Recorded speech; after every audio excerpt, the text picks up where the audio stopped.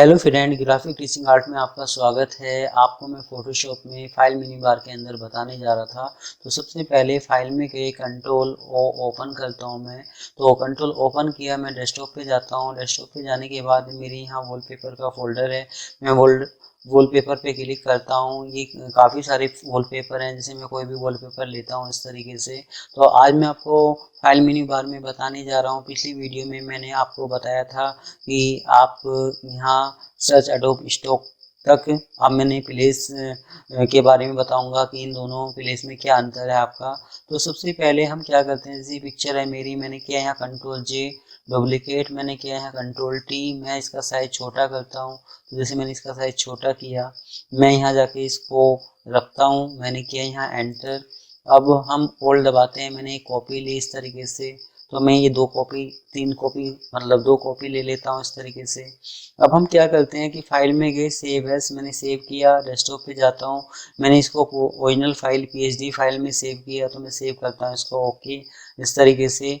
File में जग गए, control ओ open करता हूँ। मैंने किया यहाँ जाके डेस्कटॉप पे वॉलपेपर पे क्लिक। अब मैं कोई दूसरा वॉलपेपर लेके आता हूँ, जैसे इस तरीके से। आप कोई वॉलपेपर ले सकते हैं, आप कोई नई सीट ले सकते हैं। तो अब हम प्लेस पे क्लिक करते हैं यहाँ। तो जैसे डेस्कटॉप पे गए, तो जो ओरिजिनल फाइल थी, जब मैं इसको लेके आ रहा हूँ यहाँ, तो ये क्या कर रहा है, ये इस तरीके से इसको एक स्मार्ट ऑब्जेक्ट में कन्वर्ट करके दे रहा है। तो ये इसने क्या करा, यहाँ स्मार्ट ऑब्जेक्ट में कन्वर्ट करके दे दिया। तो ये जो मेरी ओरिजिनल फाइल थी, इसमें क्या था, एक बैकग्राउंड थी, 3 लेयर्स थी। तो ये यहाँ क्या कर रहा है, जब ये हम प्लेस करके लेके आ रहे हैं, तो उन लेयर को ये मर्ज करके एक स्मार्ट ऑब्जेक्ट में बना के दे रहा है।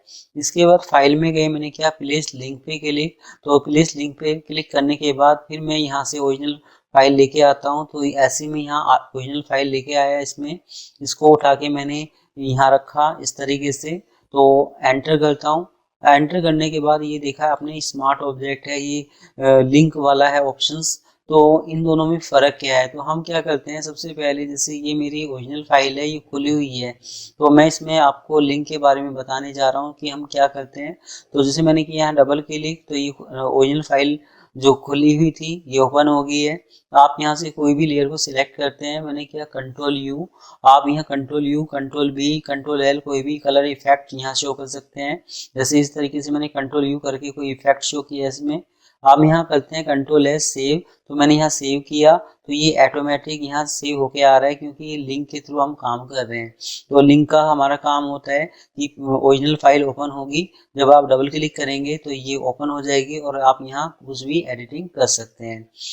इसके बाद हमारा चलता है, जैसे मैंने क्लोज किया, इसको क्लोज करने के बाद अब स्मार्ट ऑब्जेक्ट वाले पे जाता हूँ मैं। मैंने यहाँ किया डबल क्लिक और ये ओरिजिनल पे आ गया है इस तरीके से। अब मैं यहाँ कोई भी काम करता हूँ, जैसे मैंने किया कंट्रोल यू और मैंने यहाँ कंट्रोल यू करके कोई भी एडिटिंग करी इस तरीके से।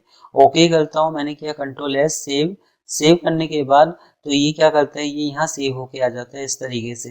तो स्मार्ट ऑब्जेक्ट में क्या है कि अगर मान लो फाइल आपकी कहीं पर भी सेव है, तो वो ऑटोमेटिक ओरिजिनल फाइल को ओपन करके दे देता है और फिर आप उसमें एडिटिंग कर सकते हैं। तो ये था हमारा फाइल में जाके प्लेस एंड लिंक। तो ये इन दोनों के काम है आपका। एक तरीका मैं और बताता हूँ आपका स्मार्ट ऑब्जेक्ट से, कि जैसे मैं ये इलिस्ट्रेटर में जाता हूँ। मैंने किया फाइल में गई, कंट्रोल एन, एक न्यू सीट। मैं यहाँ एक न्यू सीट लेके आता हूँ। जैसे मैंने एक नई सीट ली। नई सीट लेने के बाद मैं यहाँ इसका जो कलर है वो नन करता हूँ। आउटलाइन कलर कोई भी, जैसे आउटलाइन का कोई भी कलर दे देता हूँ। आप यहाँ पेन टूल पे जाते हैं। जैसे मैंने यहाँ पेन टूल से कोई शेप बनाई इस तरीके से, मैं कोई शेप बनाता हूँ। शेप बनाने के बाद हम यहाँ 3D पे क्लिक करते हैं। ये 3D ऑप्शंस हैं, तो किसी 2D को 3D में कन्वर्ट करने के लिए आप यूज़ कर सकते हैं। तो मैं ओके करता हूँ। इस तरीके से कोई शेप आ गई आपकी। हम फाइल में गए, मैंने किया सेव एज। आपने किया डेस्कटॉप पे क्लिक, आप करते हैं इसको ईपीएस फॉर्मेट में सेव। तो मैंने यहाँ ईपीएस फॉर्मेट में सेव किया।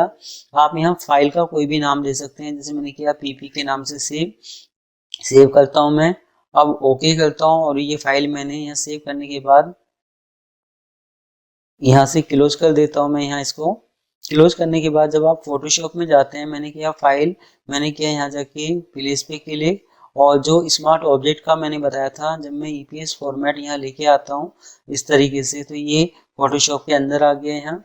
अब ये जब मैं डबल क्लिक करता हूँ तो ये क्या करेगा, इलिस्ट्रेटर में ओपन हो जाएगा। आप यहाँ जाके इसमें कोई भी कलर देते हैं, जैसे इस तरह का कोई कलर फिल किया, मैं करता हूँ कंट्रोल एस सेव करते हैं तो ये क्या करता है, ये हमारा फोटोशॉप में इस तरीके से ओपन होके आ जाता है, मतलब ये चेंज होके आ गया। हमें यहाँ फिर दोबारा ओपन करके सेव करने की ज़रूरत नहीं है इस तरीके से।